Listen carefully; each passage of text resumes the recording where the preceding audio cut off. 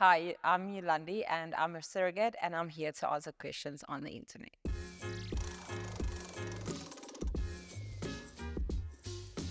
Why did you decide to become a surrogate? It's something that I've wanted to do all my life, and I started surrogacy in 2020 when my husband approved of me doing surrogacy. So it's to help others. It's been in my nature for life, and I'll probably die helping people. Next one is, how does the process work? All right, so when you want to become a surrogate, you have to find someone to help you find couples that you can assist with and go through the whole process. You have to do the legal route due to the fact that it's illegal to get paid to do surrogacy. So always work through a lawyer. Do you use your own eggs to conceive? No, it's illegal in South Africa to use your own eggs as a surrogate due to the fact that they don't want you to be genetically connected to the surrogate baby and to the family. So they have to find an egg donor, or they have to use someone of their preferences' eggs.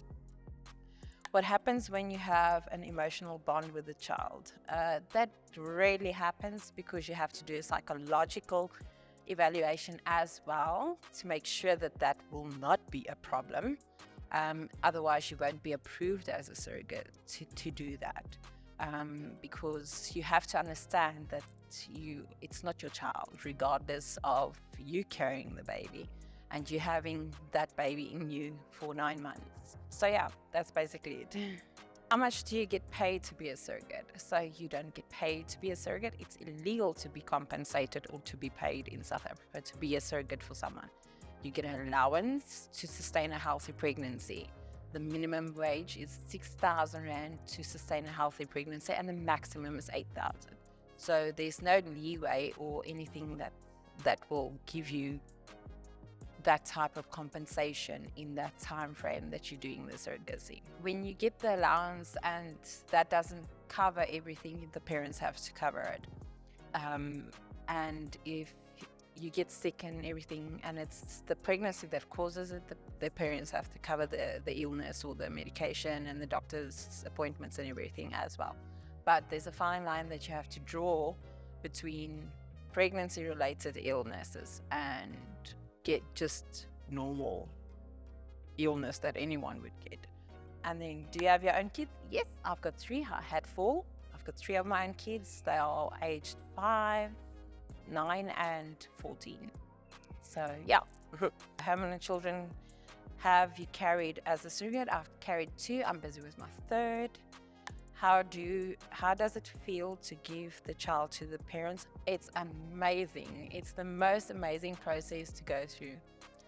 The most accurate way I can explain that is by telling people, if you know how it feels holding your child for the first time and seeing them for the first time, regardless of the situation you're in, that is exactly the feeling I feel when I see the parents taking their child for the first time.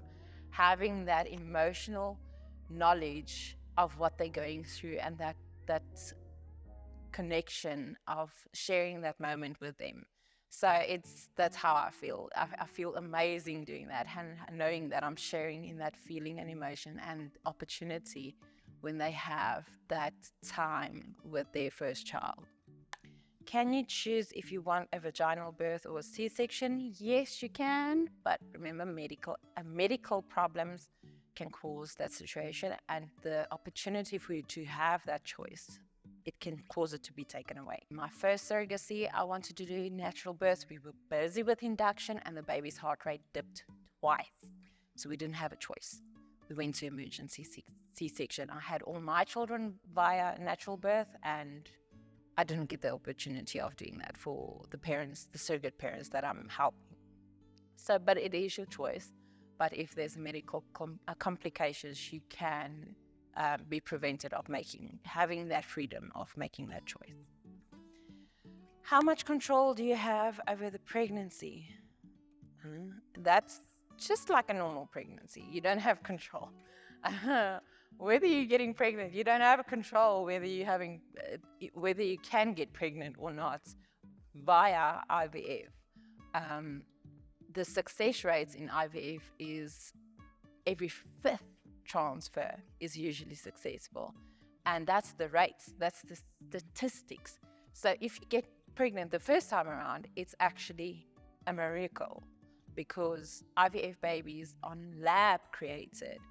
The embryos are lab created. It's not a natural process. It's everything but. So I don't have any control. Does the couple go to doctor's appointments with you? Yes, they are allowed. It's also in contract that they are allowed to go to doctor's appointments once a month, as you see the gynecologist to see feedback of the growth of the baby and everything that it entails with a pregnancy. What is the hardest thing about being a surrogate? I think the hardest thing for me is without noticing it, I actually do struggle with the time that I have to set aside and take from my own family and my own life to carry on with a surrogate journey and process. My last pregnancy for the surrogate process I was 28 days in hospital on bed rest because I kept on going into preterm labor. And I was 28 days away from my own house, from my own family. My husband had to cope on his own. My children had to cope on their own. And it's difficult. It does get difficult emotionally, but again, I could get through it. What are the requirements for being someone's surrogate? You must be mentally healthy a lot, and you must be active, and you must have had one successful pregnancy of your own. You must also have financial stability to do this, because you are not getting paid for it. And then the rest is just as per usual, as anyone would be wanting to get pregnant. That's the requirements. When it comes to the matching process, let me quickly explain that. The matching process, when you want to start meeting couples and seeing who you can care for. So you get profiles given to you. You have a look at it. There's not always exact details, just basic names, basic info, and their story. And the parents get the same. They just get the basic name, basic info, and basic story of the surrogate. All of us look at the profiles and we pick the couples. Then we have to meet the couples. And then we have to decide whether we want to care for them. We can meet another time. We can meet more than once to make sure that we are sure that this is the best decision you want to make. But if you don't want to carry for a couple, it's your decision entirely. So in my case, I've been lucky to be allocated to couples that has been successful, and we just clicked from day one.